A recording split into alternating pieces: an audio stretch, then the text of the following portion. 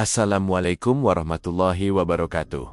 Alhamdulillah, puji syukur kita panjatkan kehadirat Allah SWT yang telah melimpahkan rahmat dan karunia sehingga kita dapat berkumpul di kesempatan yang penuh berkah ini. Semoga shalawat dan salam selalu tercurah kepada junjungan kita Nabi Muhammad, keluarga, sahabat, dan seluruh umatnya yang istiqomah hingga akhir zaman. Pada kesempatan yang berbahagia ini, izinkan saya menyampaikan sebuah kisah yang penuh hikmah, keberanian, dan pelajaran mental. Kisah ini bukan hanya sekadar cerita mistis, namun juga pengingat bagi kita semua akan pentingnya keimanan dan keteguhan hati dalam menghadapi ujian hidup. Mari kita simak bersama-sama dengan hati yang terbuka dan pikiran yang tenang. Semoga kisah ini membawa manfaat dan inspirasi bagi kita semua. Assalamualaikum warahmatullahi wabarakatuh. Di sebuah pesantren yang tenang dan sederhana di desa Sidorejo, berdirilah pondok pesantren milik Keits Mbah Dimyati. Tempat ini sudah terkenal sebagai tempat menimba ilmu agama, sekaligus tempat yang sering dijadikan rujukan untuk mencari keberkahan dan ketenangan jiwa. Santri-santrinya datang dari berbagai daerah, termasuk seorang pemuda bernama Ilham. Santri berusia 21 tahun, asal Tegal. Ilham dikenal sebagai santri yang rajin, sopan, dan tak banyak bicara. Sehari-hari ia sibuk dengan mengaji, menghafal Al-Quran, dan mengikuti pengajian rutin. Ia jarang pulang ke rumah, bukan karena tak peduli pada keluarga, tetapi karena ia merasa tanggung jawabnya menuntut ilmu masih harus dilaksanakan dengan sungguh-sungguh. Baginya, doa dan kesabaran adalah bentuk kasih sayang terbaik untuk keluarganya di kampung. Namun suatu malam, sekitar pukul 11 malam, ketika para santri sudah tertidur lelap dan hanya suara jangkrik yang terdengar di balik bilik bambu, Ilham dikejutkan oleh dering telepon dari kakaknya. Ia terbangun dengan jantung berdebar. Jarang-jarang kakaknya menelpon larut malam seperti ini. Dengan sedikit rasa gugup, Ilham menjawab, "Assalamualaikum. Ada apa, Kang?" Dari ujung telepon terdengar suara kakaknya yang terdengar berat dan cemas. Bapak sakit. Sudah hampir 2 minggu. Tapi aneh, nggak sembuh-sembuh. Dibawa ke puskesmas. Katanya cuma masuk angin. Tapi kondisinya makin hari makin lemes. Badannya dingin, matanya sayu, dan akhir-akhir ini suka ngomong sendiri. Ilham terdiam. Sejenak, pikirannya mulai dipenuhi berbagai pertanyaan. Bapaknya, Sodikin, adalah penjual buah keliling yang dikenal ulet. Biasanya, bapaknya hanya sakit ringan dan bisa sembuh dalam sehari 2 hari. Tapi sekarang, 2 minggu. "Bapak ngomong apa?" tanya Ilham perlahan. Kakaknya menarik napas berat. Kadang dia ngomong soal monyet. Katanya monyet ngikutin dia dari pasar. Kadang dia ngelamun sambil ketawa sendiri. Ilham tercekat. Ada firasat aneh dalam dadanya. Ia tak menjawab langsung. Matanya menerawang ke langit-langit kamar pondok yang sederhana itu, mencoba memahami perasaan hatinya yang tidak tenang. Ia merasa seperti ada kabut gelap menyelimuti pikirannya. Setelah percakapan itu, Ilham tak bisa tidur. Ia berwudu dan salat tahajud. Dalam sujudnya yang panjang, ia berdoa agar diberi petunjuk dan kekuatan. Keesokan paginya, setelah berbincang dengan pengasuh pondok dan mendapatkan izin, Ilham memutuskan untuk pulang. Ia menyiapkan barang-barangnya, menyelipkan beberapa kitab kecil dan Al-Quran ke dalam tasnya, lalu pamit kepada teman-temannya. Perjalanan dari pondok menuju Tegal terasa sangat panjang. Sepanjang jalan, wajah bapaknya terus terbayang. Ia teringat saat masih kecil, bagaimana bapaknya mendorong gerobak buah di bawah terik matahari, sambil tersenyum padanya dan berkata, "Nanti kamu harus jadi orang pinter ya, biar hidupmu lebih enak dari bapak." Setibanya di rumah, Ilham langsung menuju kamar depan, di mana bapaknya terbaring. Sosok lelaki tua yang dulu penuh semangat, kini tampak begitu lemah dan kurus. Wajahnya pucat, dan tubuhnya seperti tak memiliki tenaga. "Pak," Ilham memanggil pelan, sambil duduk di sampingnya. Mata Sodikin terbuka perlahan, tatapannya kosong. Tapi ketika melihat Ilham, sebuah senyum tipis muncul di wajahnya. Namun tak lama, matanya mulai berkaca-kaca, dan tubuhnya bergetar. Tiba-tiba, bapaknya berbisik, "Monyet itu, dia ngikutin bapak. Tiap malam, matanya merah dia. Dia mau buahnya semua." Ilham terdiam, seluruh bulu kuduknya berdiri. Suara bapaknya serak, seolah berasal dari tempat yang jauh. Ia memegang tangan bapaknya yang dingin seperti es. Ada yang tidak wajar, dan nalurinya sebagai santri yang mempelajari ilmu agama pun mulai menyadari. Ini bukan sekadar sakit biasa. Ada sesuatu yang jauh lebih menyeramkan dari yang bisa dilihat mata. Bab ini berakhir dengan Ilham mulai menyusun tekad untuk menyelidiki apa yang sebenarnya terjadi. Ia merasa tugasnya belum selesai, bukan hanya sebagai anak, tapi sebagai seseorang yang pernah diajarkan untuk menghadapi kegelapan dengan cahaya ilmu. Apakah benar firasat Ilham? Siapakah sosok monyet yang disebat-sebat oleh bapaknya? Dan apa kaitannya dengan pasar buah tempat Sodikin berdagang? Pagi itu, matahari baru saja terbit dari ufuk timur ketika Ilham membuka jendela kamar rumahnya. Udara pagi terasa dingin dan segar, namun tak mampu menyejukkan hatinya yang sedang gundah. Semalam, ia hanya tidur sebentar setelah melihat sendiri kondisi bapaknya yang sangat lemah dan terus mengigau tentang sosok monyet. Bukan hanya itu, ada hal-hal aneh yang mulai ia rasakan sejak tiba di rumah. Saat duduk di ruang tamu sambil menyeduh teh, Ilham melihat ibu dan kakaknya tengah sibuk menyiapkan sarapan. Namun wajah keduanya tampak lesu dan khawatir. Rumah itu terasa lebih sunyi dari biasanya. Boken burang-burang di halaman yang dulu suka berkicau, kini tak lagi terdengar. "Bu, sejak kapan Bapak mulai sakit?" tanya Ilham perlahan.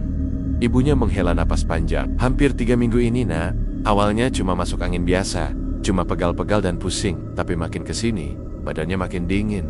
Dan yang aneh, dia suka ngomongin hal-hal yang gak masuk akal." Ilham menatap wajah ibunya yang tampak lelah. "Maksudnya ngomongin hal-hal aneh itu apa, Bu?"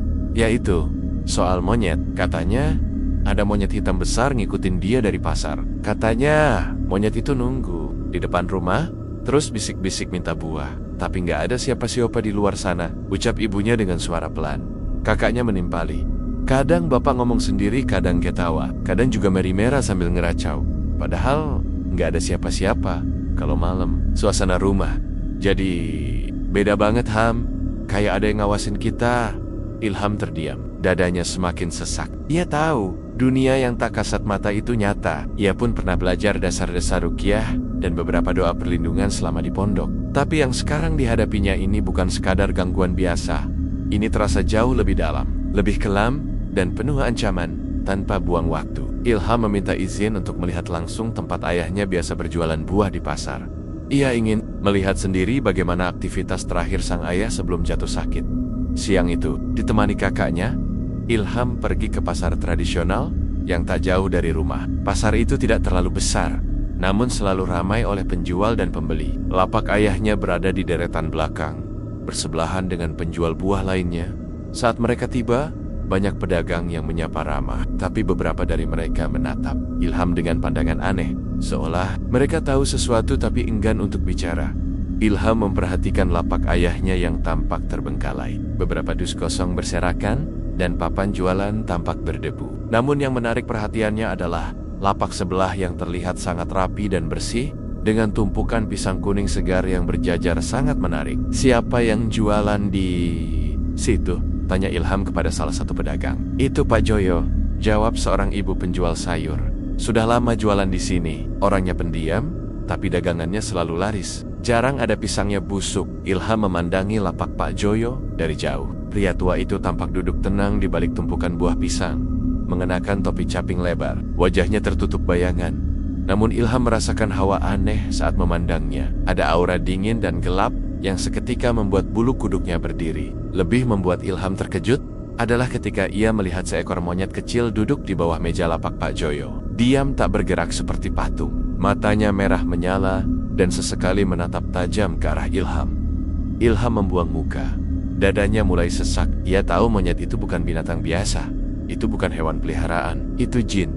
Mereka segera pulang ke rumah setelahnya. Sepanjang perjalanan, Ilham diam saja. Kepalanya penuh tanda tanya, dan hatinya terus-menerus berzikir. Malamnya, ia memutuskan untuk berjaga, membaca surah Al-Baqarah perlahan di ruang tengah, sambil memperhatikan keadaan bapaknya. Sekitar pukul 2 dini hari, tiba-tiba terdengar suara geraman dari luar jendela. Suara berat seperti makhluk besar, disusul dengan suara cakaran di atap rumah. Lampu di ruang tengah berkedip, dan tubuh bapaknya yang sedang tidur mulai menggeliat. Ia mendesis pelan, lalu tertawa kecil dengan suara yang bukan seperti suara manusia. Ilham segera berdiri, membaca ayat kursi dan surah-surah perlindungan dengan suara lantang. Angin kencang bertiup dari arah jendela, dan untuk sesaat, suara tawa itu berubah menjadi raungan, seperti suara monyet yang marah. Dan saat itu juga, Ilham sadar, ini bukan lagi sekadar penyakit.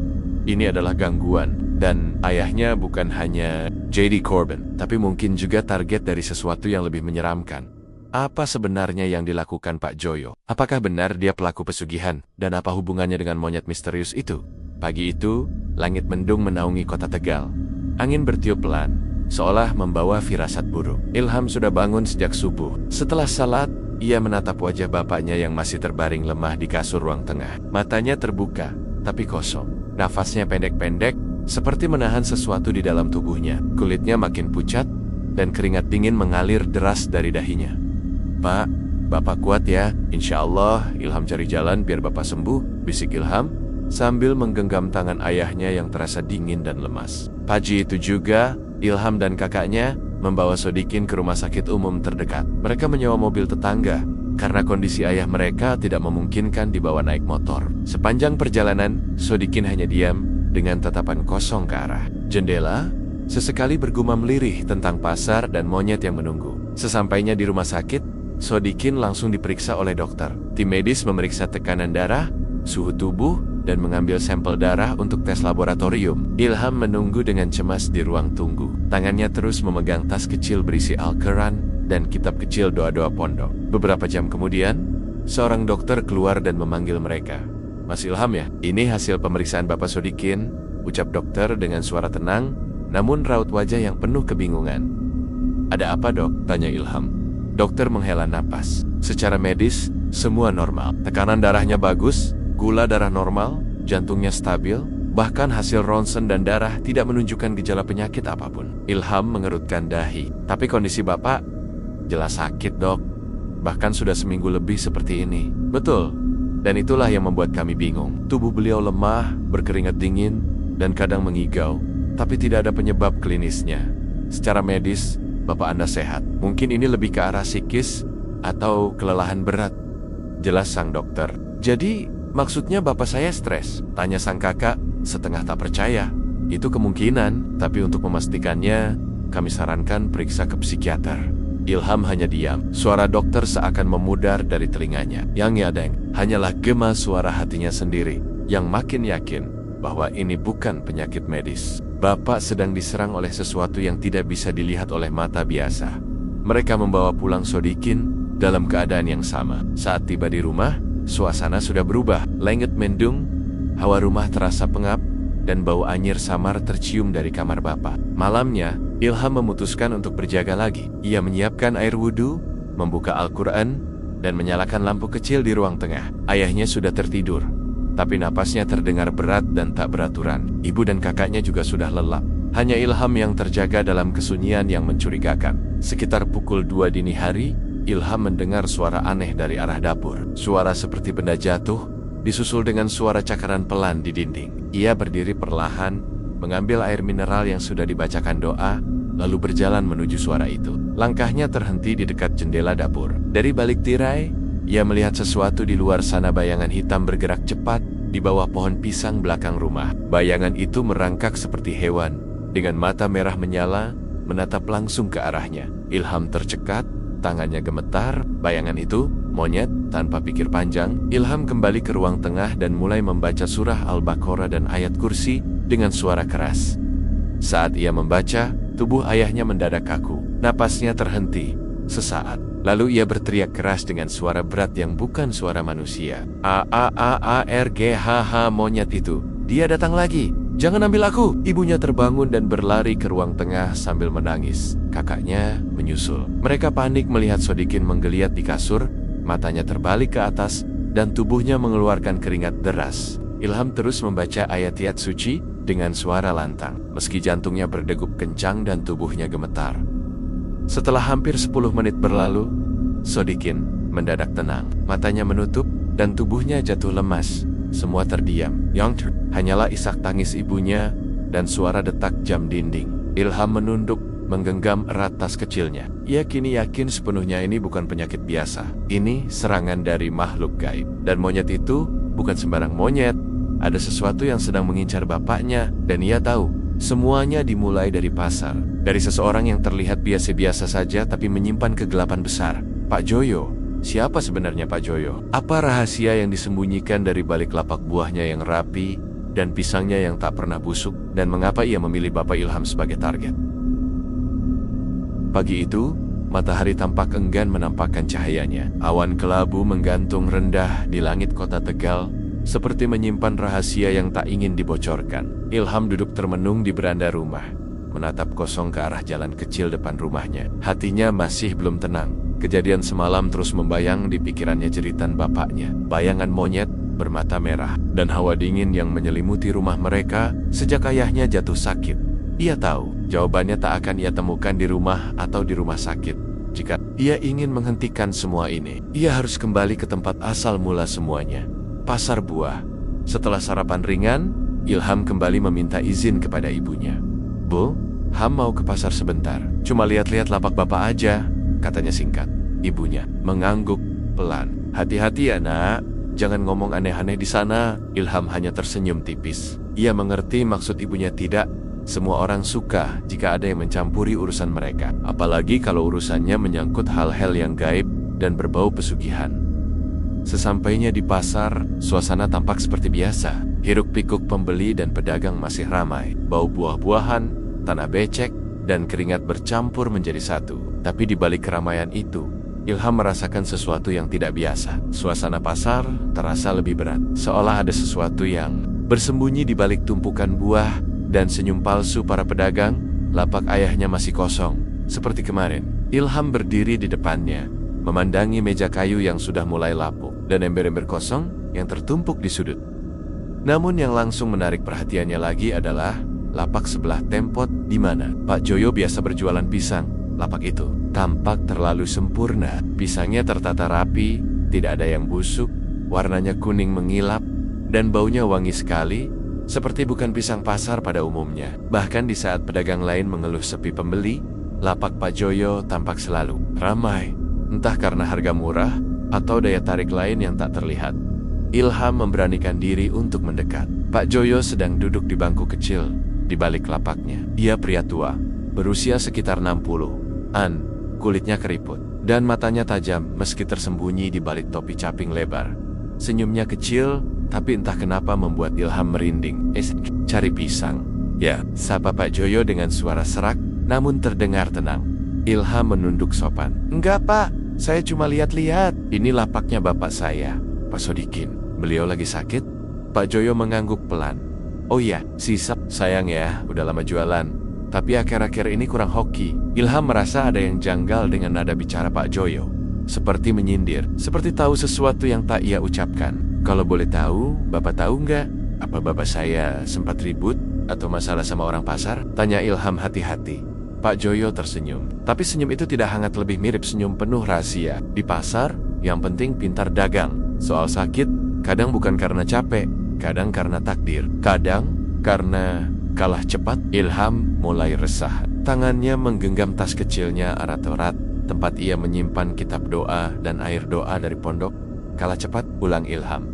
Pak Joyo menatapnya lurus, matanya dingin, dan sesaat Ilham seperti melihat bayangan monyet kecil di balik tubuhnya. Tapi ketika ia berkedip, bayangan itu menghilang.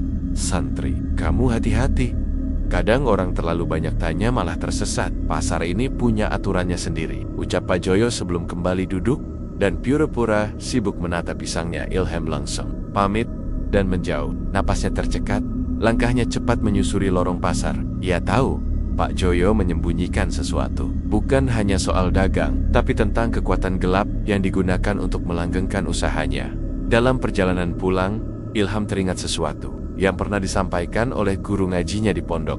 Pesugihan itu ada macam-macam, tapi yang paling ngeri itu pesugihan monyet, karena dia minta persaingan. Bukan cuma tumbal, tapi harus menjatuhkan orang lain untuk bisa tetap kaya. Kalau kamu temui orang yang kaya mendadak, tapi sekitar dia malah celaka, hati-hati. Dan itu cocok dengan kejadian yang menimpa ayahnya. Dulu Sodikin dagangnya ramai, tapi akhir-akhir ini sepi.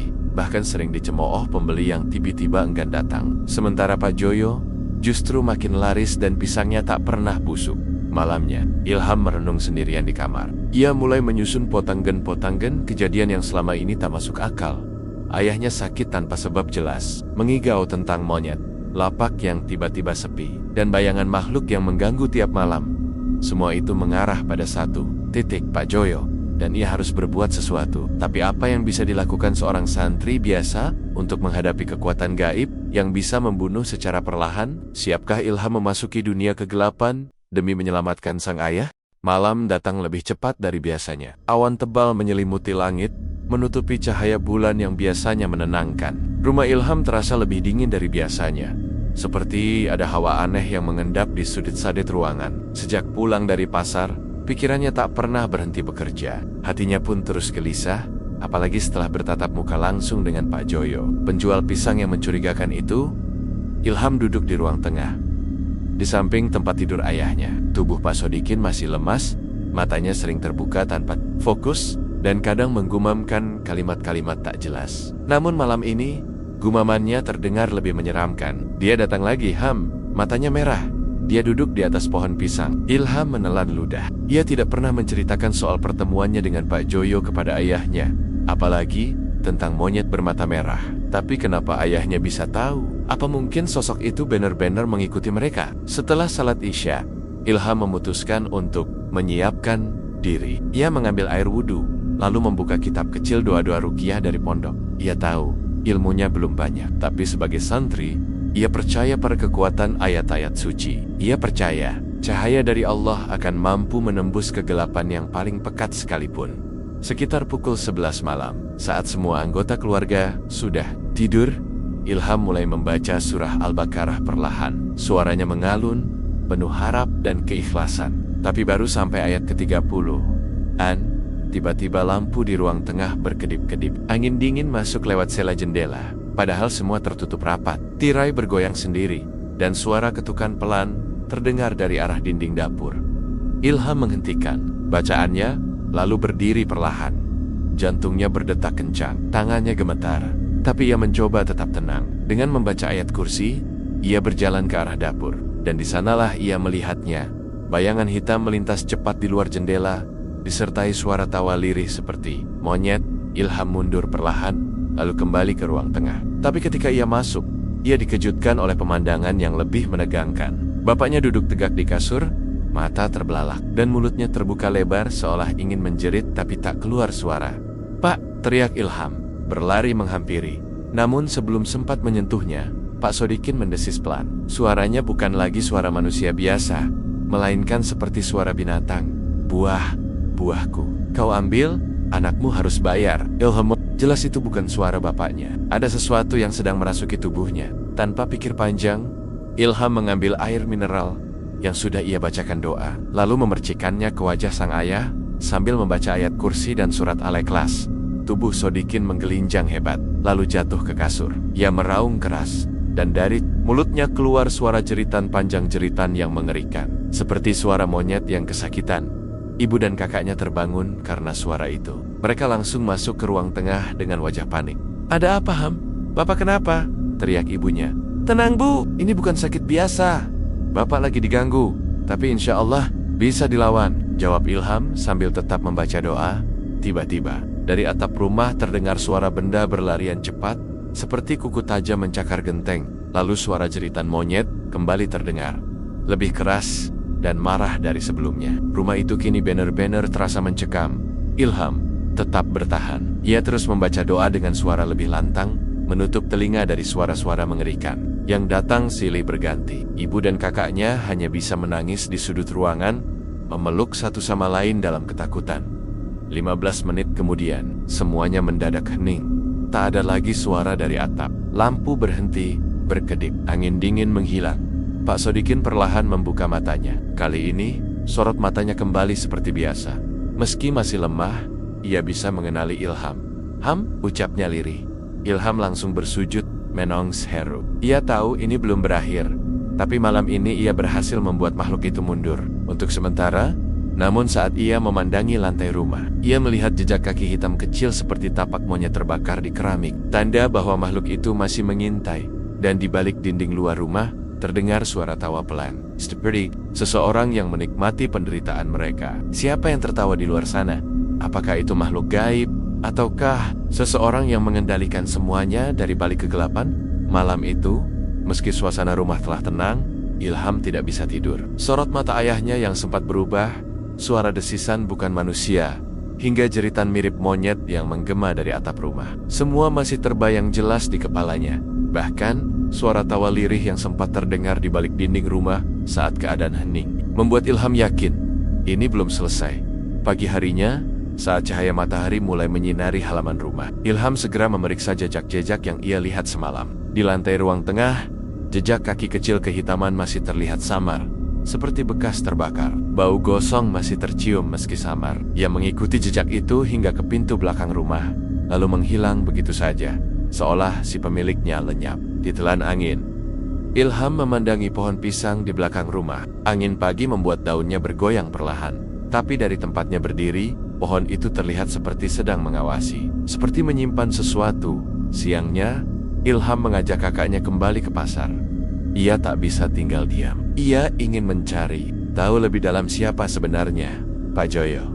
Jika memang benar ia pelaku pesugihan monyet, maka Ilham harus menemukan buktinya. Tapi yang lebih penting, ia harus tahu bagaimana cara menghentikan kekuatan gelap itu. Di pasar, suasana tampak normal, seperti biasa, tapi setelah kejadian semalam, semuanya terasa berbeda di mata Ilham. Bau pisang dari lapak Pak Joyo kini membuat mual. Ketenangan wajahnya berubah menjadi kengerian. Ada sesuatu yang tidak manusiawi dalam cara pria itu duduk diam, menatap pembeli tanpa banyak bicara. Ilham memperhatikan sekeliling. Ia melihat beberapa pedagang lama yang sudah dikenal keluarga mereka. Salah satunya adalah Pak Basar, seorang penjual kelapa tua yang biasa ngobrol dengan ayahnya. Pak Basar awalnya ragu untuk bicara, tapi setelah Ilham menjelaskan kondisi ayahnya dan semua kejadian aneh yang terjadi, pria itu akhirnya membuka suara. Pak Joyo itu bukan orang biasa, Ham, katanya pelan. Lapaknya nggak pernah sepi, tapi hampir semua yang dagang di dekat dia, nasibnya pasti jelek. Ada yang bangkrut, ada yang tiba-tiba sakit, bahkan ada yang meninggal, kayak Pak Hadi yang dulu jual buah di sebelahnya juga. Ilham terpaku. Meninggal? Pak Basar mengangguk. Tiba-tiba stroke, padahal sebelumnya sehat. Kata keluarganya, sebelum sakit, Pak Hadi sering mimpi didatangi monyet hitam. Mirip banget kayak cerita kamu barusan. Ilham menggenggam tas kecilnya erat-erat. Hatinya makin yakin Pak Joyo memang melakukan pesugihan, dan tumbalnya adalah para pedagang di sekitarnya. Malam harinya, teror kembali datang. Sekitar pukul 2 dini hari, Ilham yang sedang membaca wirid tiba-tiba mencium bau busuk menyengat. Bukan seperti bau bangkai biasa, melainkan campuran antara kotoran dan darah. Dari arah dapur terdengar suara piring pecah. Ilham segera bangkit mengambil air, doa, dan membawa tas kecilnya. Saat ia sampai di dapur, semua pintu lemari terbuka sendiri. Peralatan dapur berantakan. Lalu, di langit-langit, ia melihat sosok makhluk, seekor monyet hitam besar, dengan mata merah menyala, gigi tajam, dan cakar panjang. Makhluk itu menatap Ilham dengan marah, lalu melompat ke dinding dan menghilang dalam sekejap. Namun yang lebih menakutkan terjadi beberapa detik kemudian. Dari kamar kakaknya, terdengar suara muntah yang keras. Ilham berlari ke sana dan mendapati kakaknya tergeletak di lantai, memegang perut dan muntah darah segar. Ibu mereka menjerit. Ilham segera membaca doa pelindung dan menyiramkan air doa ke tubuh kakaknya. Perlahan muntahnya berhenti, tapi tubuhnya masih lemas dan mata terpejam. Ia sempat berbisik lemah, "Ada tangan hitam mencengkeram perutku." Ilham hampir tak kuat menahan tangis. Ini sudah melewati batas. Monyet gaib itu kini bukan hanya mengganggu ayahnya, tapi juga mulai menyerang keluarganya yang lain. Ini bukan sekadar ancaman, ini peringatan. Jika ia terus melawan, maka keluarganya akan jadi korban. Namun Ilham tak akan mundur. Esok paginya, ia pergi ke masjid desa dan menemui seorang ustadz sepuh yang dikenal banyak orang, Ustadz Medkar, seorang ahli ruqyah yang juga paham tentang gangguan jin dan pesugihan. Dengan penuh hormat, Ilham menceritakan semuanya. Wajah Ustadz Madkur tampak serius saat mendengarnya. Kalau benar itu pesugihan monyet, maka kau sedang menghadapi jin yang sudah terikat perjanjian dengan manusia. Jin itu tak bisa pergi begitu saja. Dia akan menyerang siapa saja yang mengganggu wilayah kekuasaannya. Dalam hal ini, pasar dan pesaing dagang pemiliknya. Ilham menelan ludah. Lalu, bagaimana cara menghentikannya, Ustadz? Pertama, kita harus melindungi keluargamu. Lebih dulu, nanti malam, aku akan datang ke rumahmu. Kita bersihkan rumah itu. Tapi kalau kamu battle-battle ingin menghentikan semuanya, kamu harus siap menghadapi bukan hanya jin itu, tapi juga orang yang memeliharanya. Dan saat itu juga, Ilham tahu, perang ini belum berakhir. Bahkan baru saja dimulai, Akankah Ilham berhasil melawan kekuatan gelap yang mengincar keluarganya? Dan apakah Pak Joyo akan membiarkan niat Ilham menghentikan kekuasaannya di pasar? Malam itu, rumah Ilham terasa berbeda. Tidak lagi sunyi seperti biasanya, tetapi kini dipenuhi oleh suasana harap-harap cemas. Ustadz Madkur telah datang, membawa 2 botol air yang sudah dibacakan, ayat-ayat ruqyah, segenggam garam kasar, dan sebatang kayu siwak yang telah ia beri doa. Bersamanya juga ada 2 orang santri senior dari desa tetangga yang siap membantu proses pembersihan rumah dari gangguan jin sebelum memulai. Ustadz Madkur memerintahkan seluruh keluarga untuk berkumpul dan duduk membentuk lingkaran. Di tengah lingkaran diletakkan air ruqyah dan garam sebagai media perlindungan. Ilham duduk bersebelahan dengan ibunya dan kakaknya yang masih tampak pucat setelah kejadian muntah darah malam sebelumnya. "Anakku," kata Ustadz Madkur dengan suara tenang, "malam ini kita tidak hanya membersihkan rumah ini, tapi juga membuka tabir yang sudah terlalu lama dibiarkan." Semua diam, hanya suara jangkrik di luar rumah yang terdengar. Lalu, ruqyah pun dimulai. Ustadz Madkur membaca surah Al-Baqarah dengan lantang, diselingi ayat-ayat perlindungan seperti ayat kursi, surah Al-Ikhlas, Al-Falaq, dan An-Nas. Baru berjalan 5 menit, angin dingin menerobos masuk dari jendela. Padahal semua jendela sudah tertutup rapat. Tirai berkibar liar, dan lampu di ruang tamu mulai redap-redap sendiri. Tiba-tiba, terdengar suara mencakar dari bawah lantai. Suara itu keras, seperti kuku besar yang menyeret kayu. Lalu terdengar suara-suara monyet tertawa keras, seperti mengejek. Air di tengah lingkaran mulai bergetar. Ilham melihat dengan mata kepala sendiri, air dalam botol bergelembung seperti direbus, padahal tidak panas. Ustadz Madkur terus membaca ayat-ayat ruqyah dengan lebih keras. Salah satu santri menyiramkan air ruqyah ke sudut-sudut rumah, dan yang lainnya menaburkan garam di ambang pintu dan jendela. Tiba-tiba, terdengar jeritan panjang dari kamar Pak Sodikin. Mereka semua berlari ke sana dan mendapati ayah Ilham terangkat sedikit dari kasurnya. Matanya terpejam, namun tubuhnya kaku. Ilham langsung membaca doa ruqyah dan memercikkan air ruqyah ke tubuh sang ayah. Tubuh Pak Sodikin kembali jatuh ke kasur. Dengan keras, suara jeritan berhenti. Dan setelah beberapa detik yang menegangkan, semua kembali tenang. Rumah itu terasa lebih ringan, lebih terang. Setelah ritual pembersihan selesai, Ustadz Madkur duduk di ruang tamu bersama Ilham. Mereka berbicara lebih dalam. "Aku sudah melihat banyak kasus pesugihan, tapi yang satu ini, sanggar jin peliharaan itu sudah terikat dengan pengorbanan besar," ucap Ustadz Madkur pelan. Ilham mengangguk. "Saya curiga dengan Pak Joyo, Ustadz. Saya lihat sendiri cara dia menatap, bau aneh dari lapaknya, dan ada jejak monyet waktu saya mampir." Ustadz Madkur menatap dalam ke arah Ilham. "Kalau begitu, sudah saatnya kamu tahu siapa sebenarnya dia." Lalu Ustadz Madkur menceritakan sebuah kisah yang hanya diketahui sedikit orang tua di desa dulu. Bertahun-tahun yang lalu, Pak Joyo bukanlah siapa-siapa. Ia hanyalah pedagang biasa, bahkan sering bangkrut dan terlilit utang. Istrinya meninggal karena sakit, anaknya meninggalkannya. Dalam keterpurukan itu, Pak Joyo dikabarkan menghilang selama beberapa minggu. Kata orang, ia pergi ke Gunung Ceremai, gunung yang dikenal angker dan sering jadi tempat orang mencari jalan pintas kekayaan. Beberapa warga sempat melihat Pak Joyo kembali dari gunung itu, tapi dengan wajah berbeda. Wajahnya lebih pucat, matanya kosong, dan ia mulai berdagang lagi dengan dagangan yang anehnya tak pernah habis. Pisangnya selalu segar, pembelinya makin ramai, tapi satu persatu pedagang di sekitarnya jatuh sakit, bangkrut, atau meninggal dengan misterius. Sejak saat itu, muncul desas-desus bahwa Pak Joyo telah melakukan perjanjian pesugihan dengan makhluk halus berbentuk monyet. Monyet dalam pesugihan itu bukan sekadar hewan gaib, ujar Ustadz Madkur. Ia adalah jin yang haus darah dan iri. Untuk tetap setia, jin itu minta tumbal. Bukan tumbal nyawa secara langsung, tapi tumbal persaingan. Ia harus menjatuhkan orang lain agar pemiliknya tetap untung.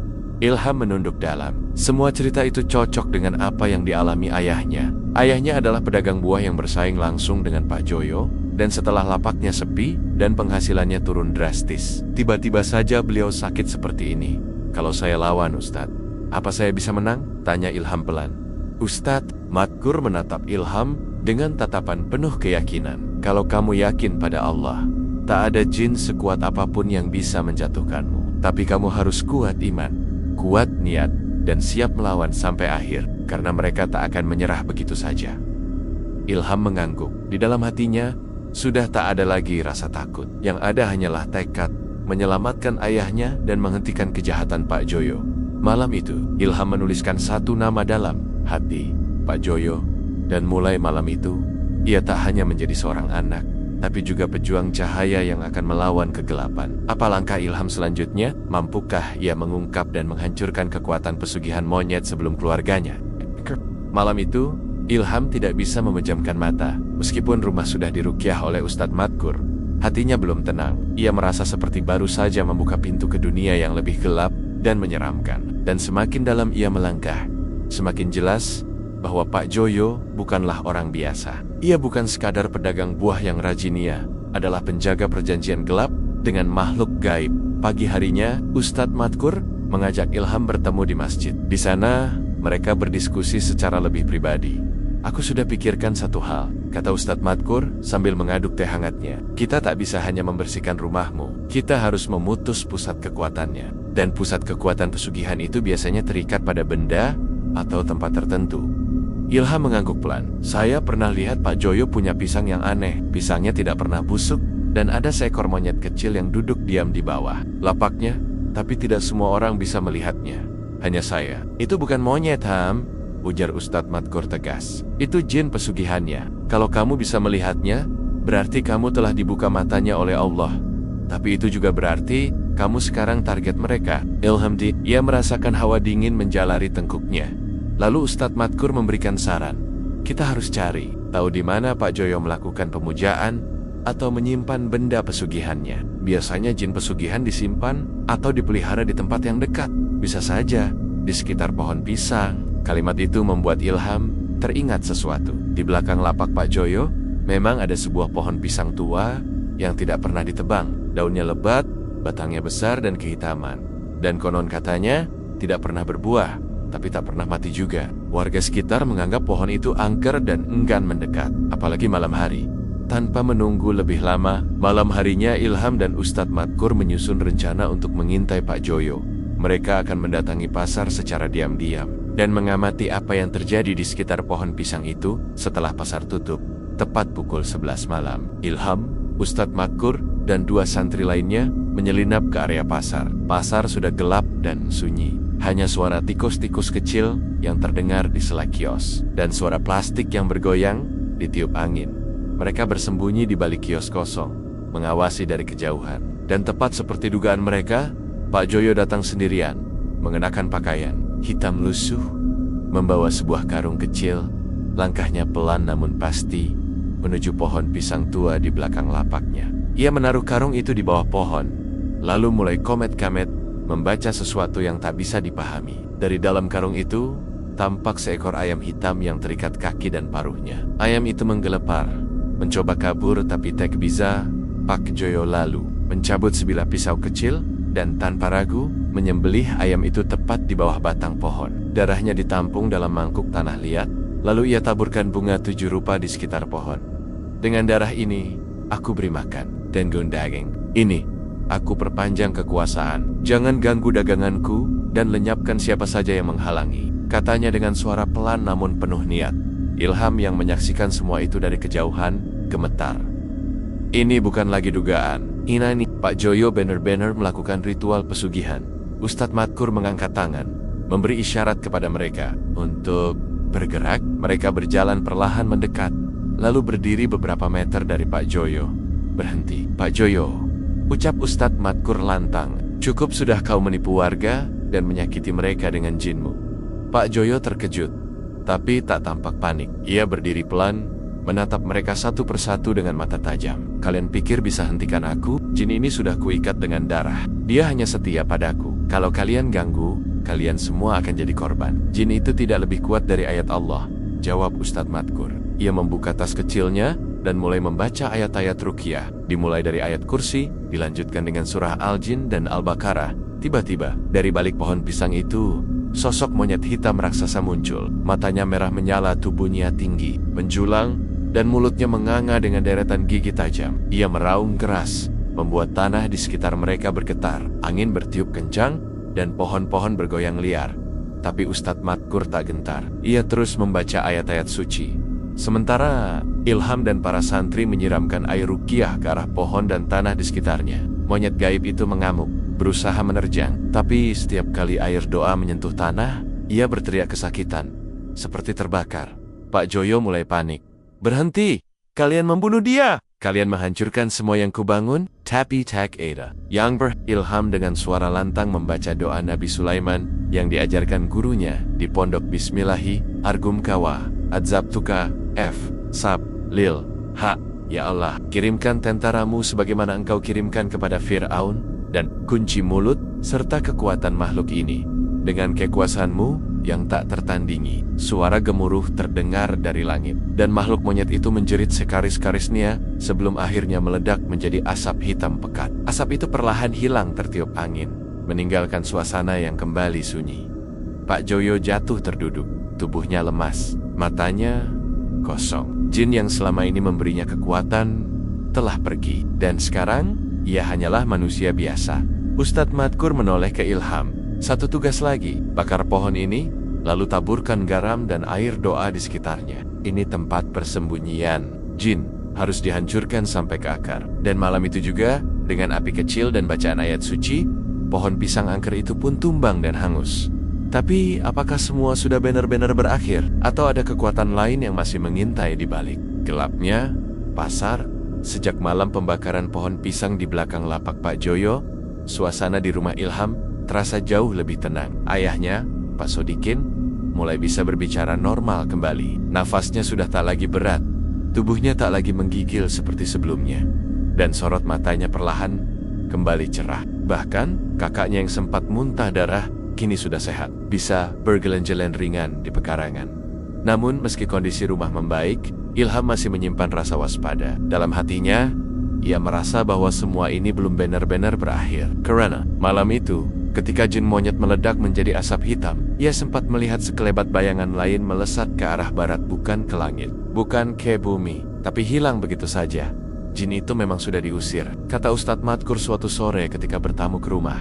Tapi jin seperti mereka sering membuat perjanjian cabang. Bisa jadi ada cadangan kekuatan yang disimpan oleh Pak Joyo di tempat lain. Ilham pun kembali merasa was-was. Sementara itu, di sisi lain desa, Pak Joyo telah resmi ditinggalkan pengikut dan pelanggannya.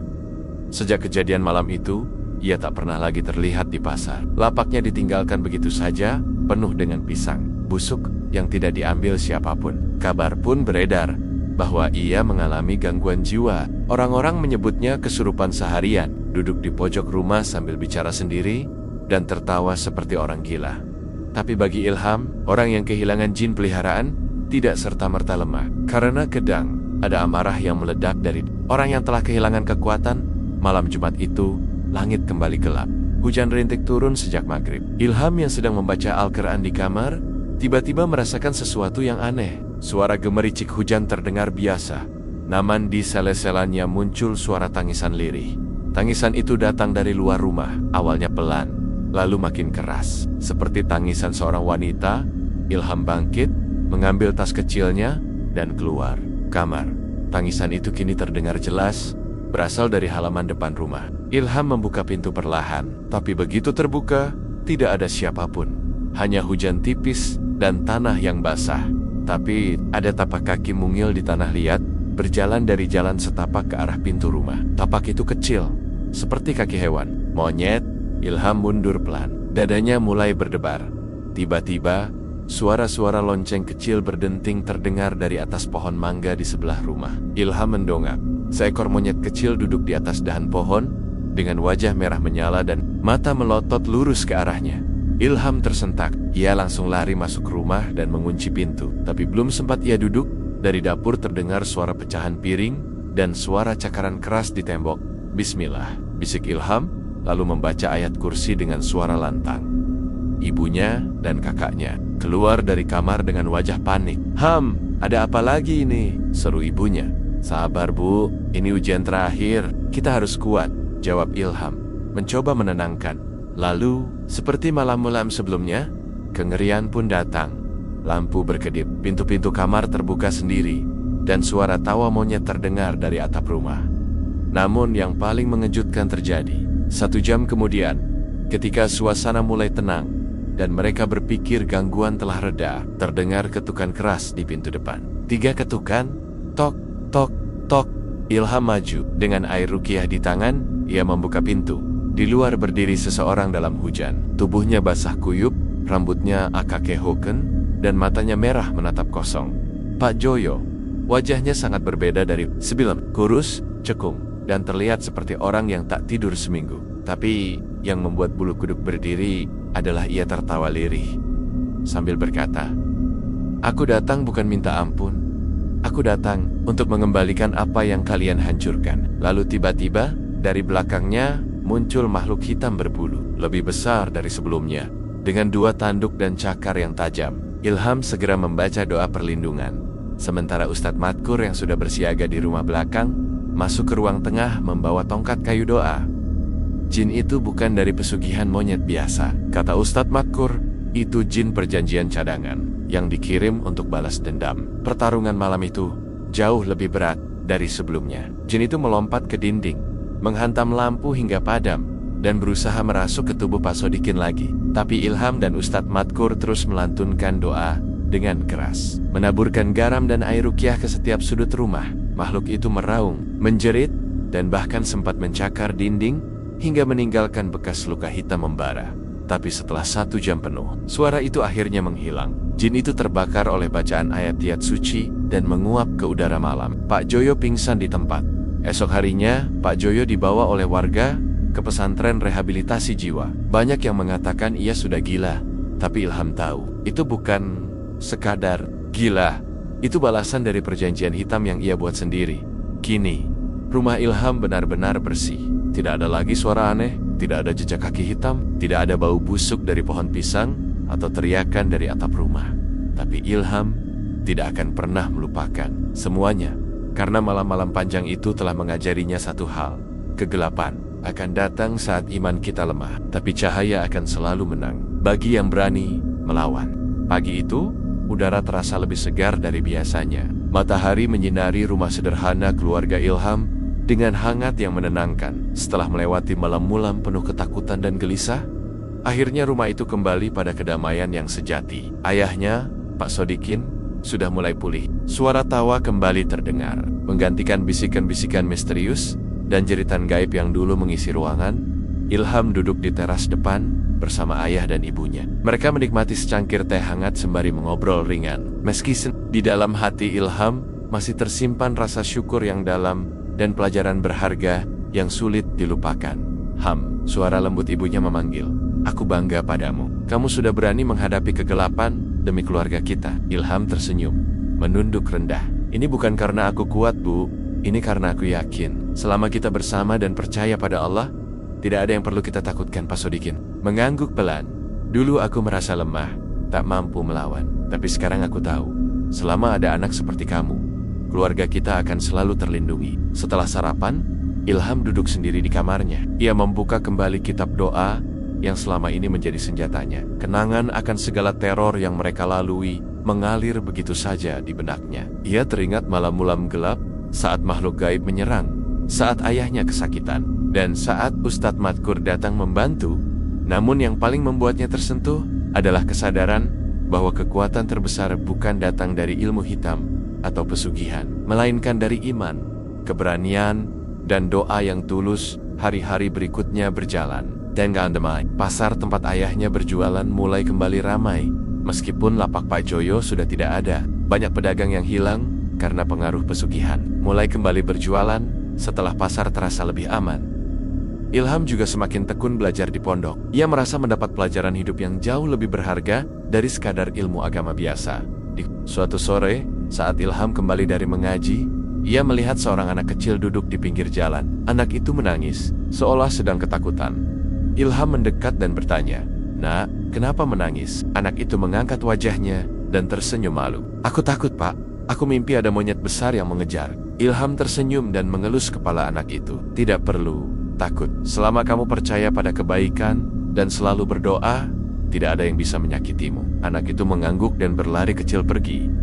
Ilham menatap langit senja yang berwarna jingga. Ia tahu perjalanan hidupnya masih panjang dan banyak ujian yang mungkin akan datang. Tapi yang pasti, Ia sudah siap menghadapi segala kegelapan dengan cahaya iman yang menyala kuat di dalam dirinya.